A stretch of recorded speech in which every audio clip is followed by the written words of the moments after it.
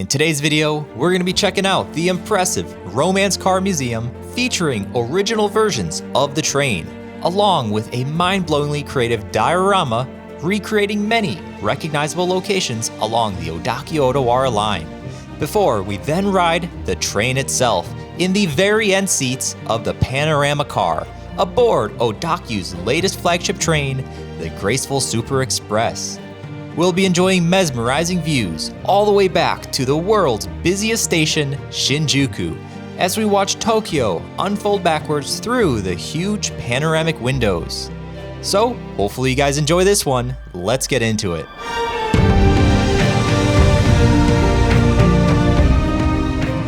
Good morning, everyone. It's Rollins, and today we are going to be riding the Romance car on the Odakyu line. So we actually have the very end seats booked on the highest level of the Romance car, the GSE, the Graceful Super Express, and we're going to be riding that from here today in Ebina Station all the way back to Tokyo. The reason I chose to start here at this station is because they actually have the Romance Car Museum, so I thought it'd be a great addition to the video. We're gonna head there right now, check it out, come back, and then ride the train back to Tokyo. So stay tuned for that, guys, and let's get going. I've got to say, this station probably has one of my favorite jingles out of all of them.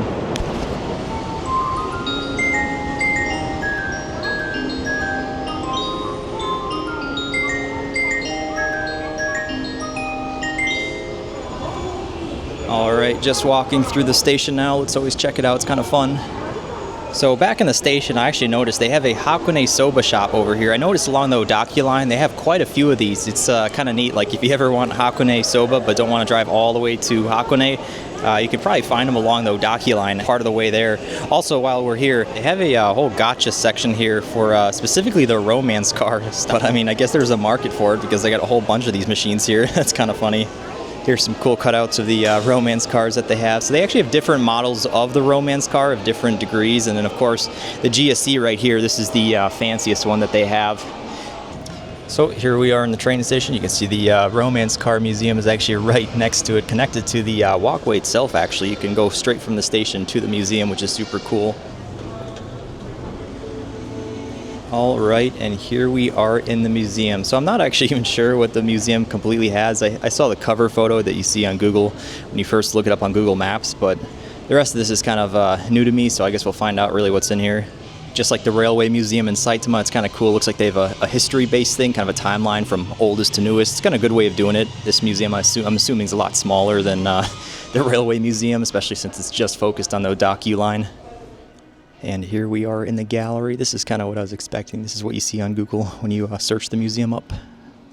Very impressive, though. Huge facility still.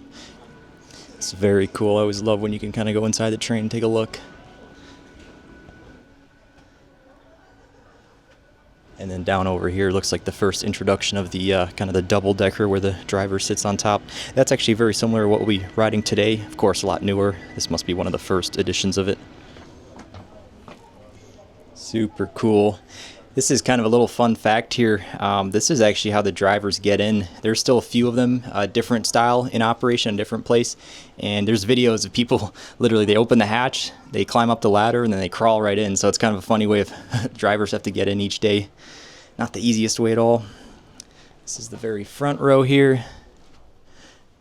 This will be kind of our seat on the next train here, but we'll be facing backwards instead of forwards, but that's fine. That's the only seat I could book. That was like a week ahead. Nice lighting. We'll have to compare to what the current day train looks like, the current generation. This one definitely looks very different. It's actually even got a double-decker here in the back. It's like the green car class.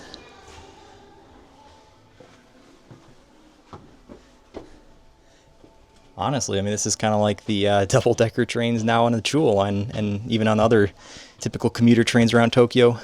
Yeah, I got your typical amenities. I guess the ashtray is definitely kind of showing its age, and it doesn't have that standardized cup holder we've seen on every single train so far in this whole channel. Still very cool.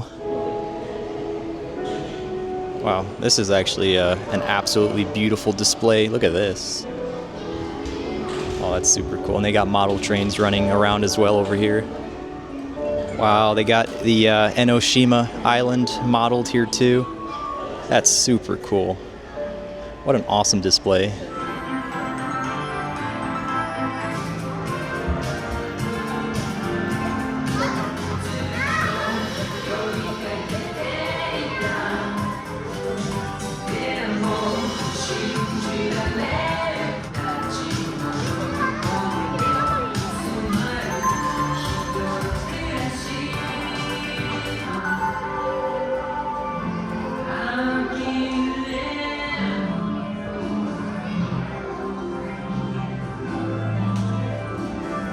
Let me just say, what an absolutely fantastic show that was. I was not expecting that at all. I came here not knowing that this was even a thing.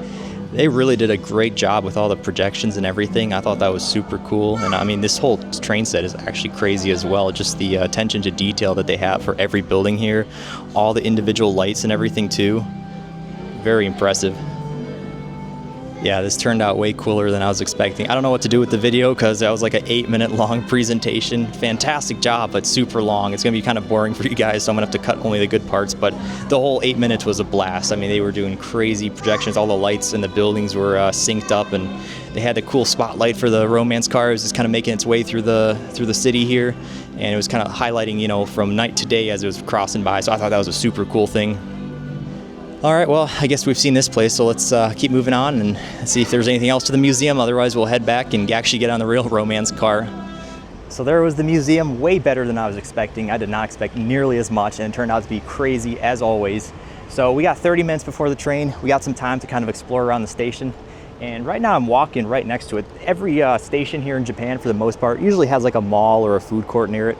But look at this one. I mean, this isn't even a special station or anything, but the mall here is insane. I mean, just exactly like what we saw in the model. I'll pull up the clip right when I was zooming in, but look at this. This is the mall right next to Ebina Station. Absolutely massive. Station back over here on this end. We'll start making our way over at some point, and we'll get ready to board the train once more. All right, you can see our train is just entering the station now. Look at that.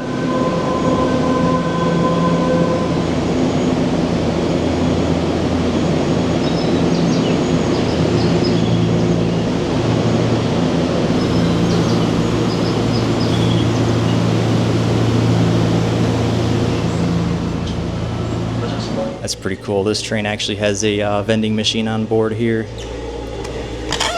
You got a smaller men's bathroom. You got the full-size one here as well. Pretty standard. I was not able to get the front seats facing forward. They're all booked out, but all the ones facing backwards were available a week out.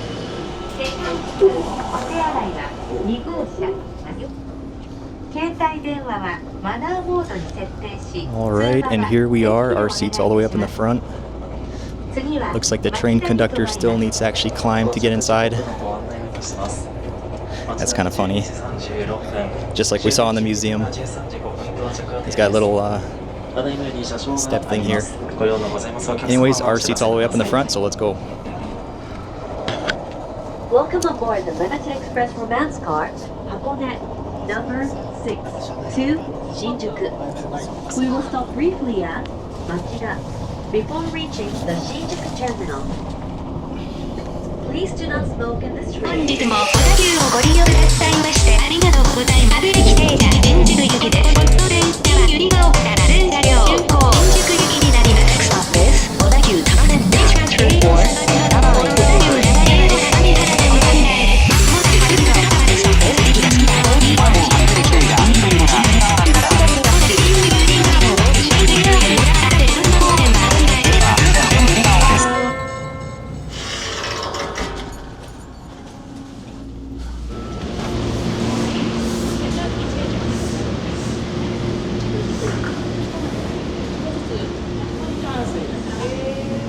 All right, and here we are back in Shinjuku once more. So that was a great fun ride, and it only costed 600 extra yen for the reserved seat ticket. Of course, we only went half the journey, but that's a really good price for just an amazing view. You do have to book it out though, at least a week ahead, especially if you're going for the weekend, it's like 2 weeks.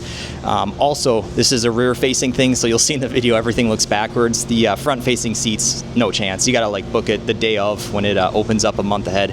But that was a really fun ride, really cool. We actually got to see the train operator, train conductor climbing into the top cabin. You can kind of see him up there right now crawling around. It looks like a really small space, to be honest. Looks really small. So that was a lot of fun. A little fun journey there. Kind of a cool video, I think, especially with the museum as well in an addition. Really fun. Let's get one last shot and then we'll call it a day.